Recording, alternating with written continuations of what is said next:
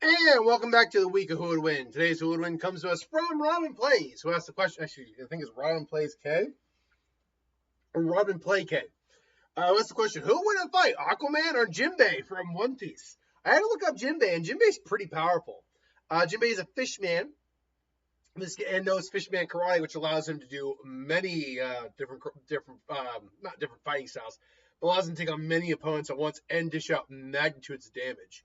Being a fisherman, he also has an inherent water ability. He's actually able to manipulate the water in his surroundings to his advantage. A kind of water bending.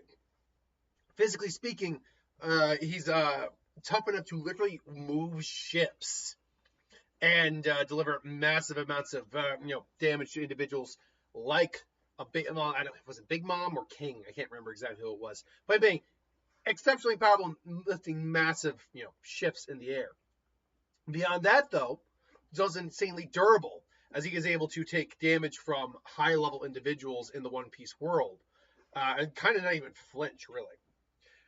Do you need to go back outside, dog? Sorry, one second. There you go. Go make pee-pee and poo-poo. Go make pee-pee and poo-poo. All right.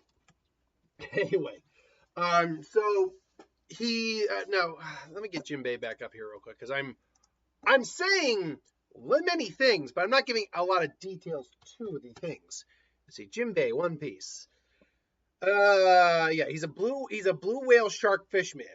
And not a blue whale shark fishman. He's a blue whale shark fishman. But his powers and abilities are as such. As I said, he is strong enough. Even for a fishman, he possesses immense strength. Alongside Jack, he's one of the most powerful fishmen seen in the series thus far. When he punched a giant fishman up in the air, defeated a super rookie with one punch, cut a gigantic iron club with one hand, held up a falling ceiling, grappled with Big Mom, and that's a no-joke feat right there.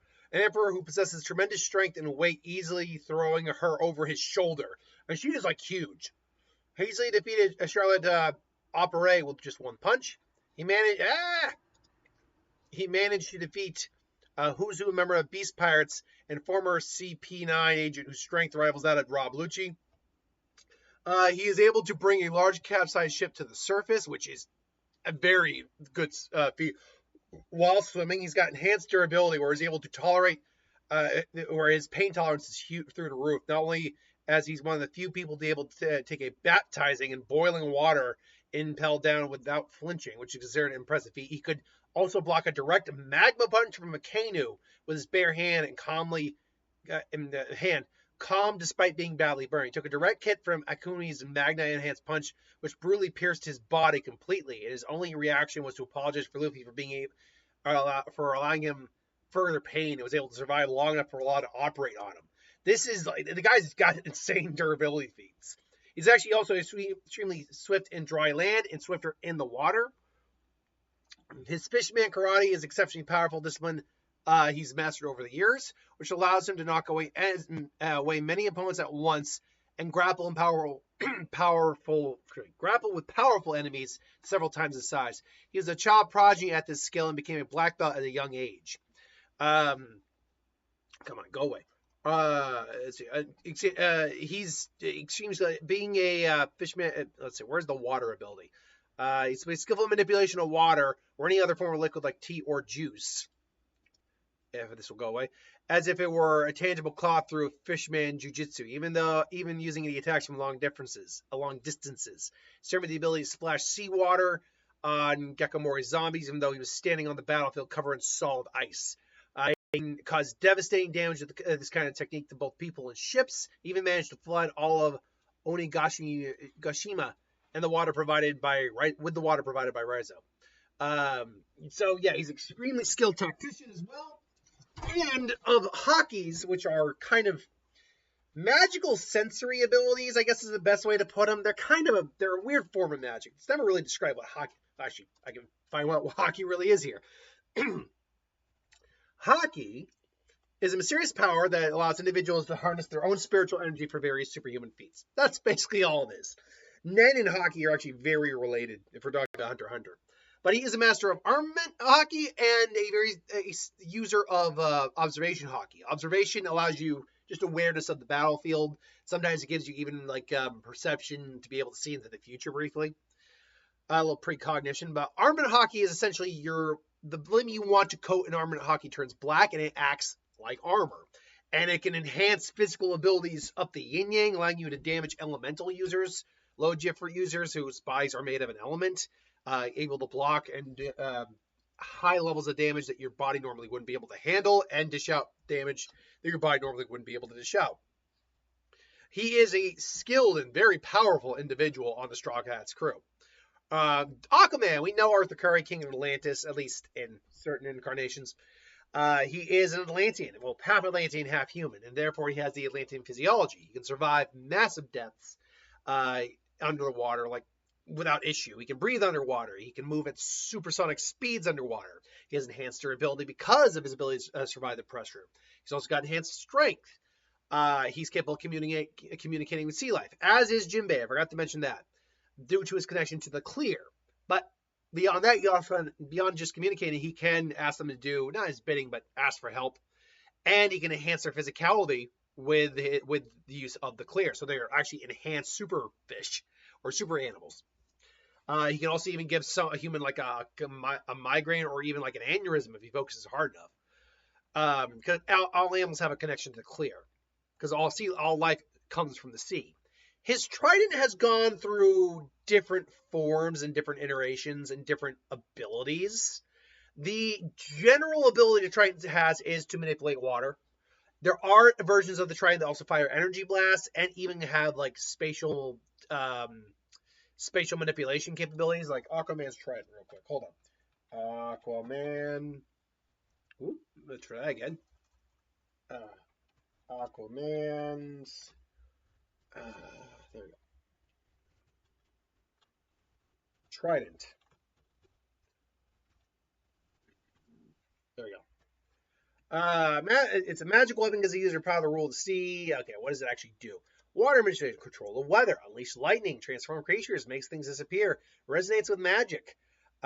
So it's the overall abilities have varied, but that's just standard abilities. Arthur is not infallible, though. He used to like dry out on land. Now that's not really an issue. But he's not like he's hardly the strongest member of the Justice League. Most of the Justice League would actually, and I'm not saying this to belittle Aquaman. I'm just stating my opinion. Most of the Justice League would whoop his ass in a fight. Even Batman would prep for, which he did with the Justice Buster in that fight, would prep for Aquaman and therefore whip his ass in a fight.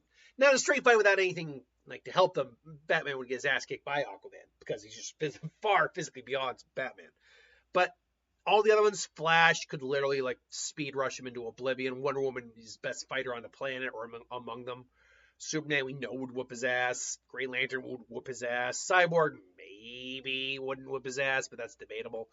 Either way, he's not infallible. And in fact, as far as super strength goes, he's on the low end of the scale. He can lift things like submarines to a certain degree, definitely, but that's in the DC universe, that's low end super strength, to be honest. At least by Justice League standards. If these two met in a fight, this would be interesting because physically speaking, these guys are pretty on par with each other, physically speaking. The ability to raise a cap-sized ship from the sea while swimming, where you have basically little leverage, is actually pretty impressive, and it goes in line with some of the better strength feats of Arthur. So they're kind of a wash when it comes to physical strength.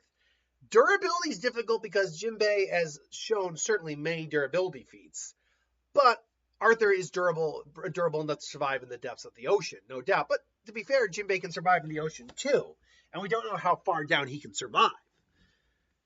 I might lean more towards Arthur, but the fact is, we also know Jinbe can enhance his physicality, durability, and offensive capabilities with hockey. So that means whatever his natural physicality is just going to get enhanced. So I probably would then lean again towards Jinbe on that. In terms of straight like martial arts experience, that's Jinbe as well. Not to say Arthur doesn't know how to fight, but he's not a martial artist. That and Jinbe being comfortable in physicality means his martial art would probably be even more effective on Arthur. Add on enhanced physical strength as well with hockey. Water manipulation capabilities are See, Arthur arguably has better water manipulation because the Trident can control more water and can control the weather. But we'll deal with that in just a second. But Jinbe doesn't need an item to do it. He can just do it naturally. So if the Trident is taken out of the fight, then Jinbe has the advantage there too. But water isn't really going to hurt Arthur. If anything, it'll help keep him, fresh in the fight. I'll call that one a wash because the water manipulation isn't that big of an issue. But where Arthur starts to take the advantages is in the extra abilities. Communicating the sea life and having them aid you, they can both do that, but Arthur can enhance the sea life with the clear. So that's just something he does that Jinbe doesn't have on his side. Not to say like a shark should be able to kill, like a great white that's enhanced should be able to kill Jinbe. It shouldn't. But if we're talking about edges the others have, that's an edge that he has. Arthur is also capable of doing more than just manipulating water. He can control the weather, including rain, storms, and rainbows, among other things. Energy blasts, including unleashing lightning, which just Jinbe does not have an answer for. Transform creatures, make things disappear, which is interesting. And again, I know it's a Triton and Neptune is what his Triton's name actually is. I know the Triton has had, let's see here, it's surrounded by ambient focal point, anti-magic power, granted. I know it has had, its Triton's made of nth metal too, so Jinbe's not breaking that thing. But more to the point is that I know it's had spatial like rending powers before. So even if I were to add that in there, that's another thing that Jinbe just isn't able to counter. Now, in terms of everything else, like speed in the water, I would probably say Aquaman's the faster, just because we've seen better feats of speed in the water. Like he could literally move at like subsonic speeds, like literally like Mach speeds in the water.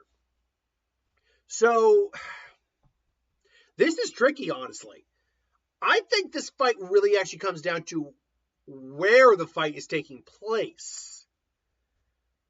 Now that being, because in a pure physical fight, if Arthur gets removed from his Trident, which is a possibility in this fight, I think Jinbe's taking that fight. I think physically he is the tougher individual. Strength-wise, they're comparable. Durability-wise, they're roughly comparable, maybe a little better on Arthur's side, but you add hockey into the mix and it doesn't matter.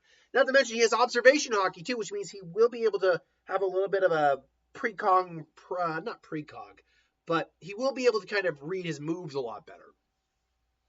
And the fact I think he is probably the superior fighter because he actually does study legit martial art, and he doesn't need the Trident to manipulate water.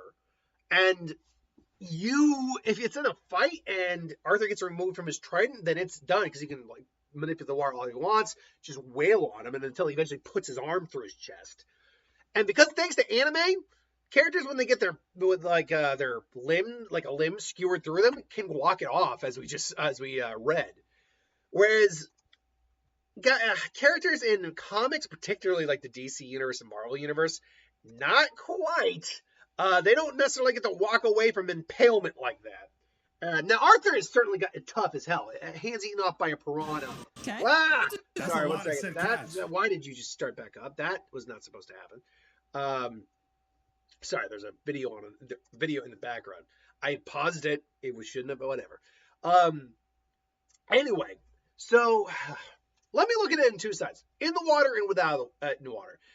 Honestly, Jinbe and Aquaman are probably individuals that shouldn't fight, but because of their different types of personalities, may come to a head, like kind of like a King Shark Aquaman scenario. And so maybe he's upset with the Atlantean role. It comes in, Aquaman and him go toe to toe, and what ultimately happens? Aquaman probably comes in. He's probably the aggressor, but Jinbe is more level-headed and martial arts, so he just starts whap him around. Arthur though does fire energy blast, which Jinbe does not have an immediate counter for. Best he can hope for is his hockey can take the hit. So he's gonna have to be on the defensive in the water. But they're both start to manipulate water. But Jinbe's also tactical. He can tell that Arthur needs his scepter or his trident to do that.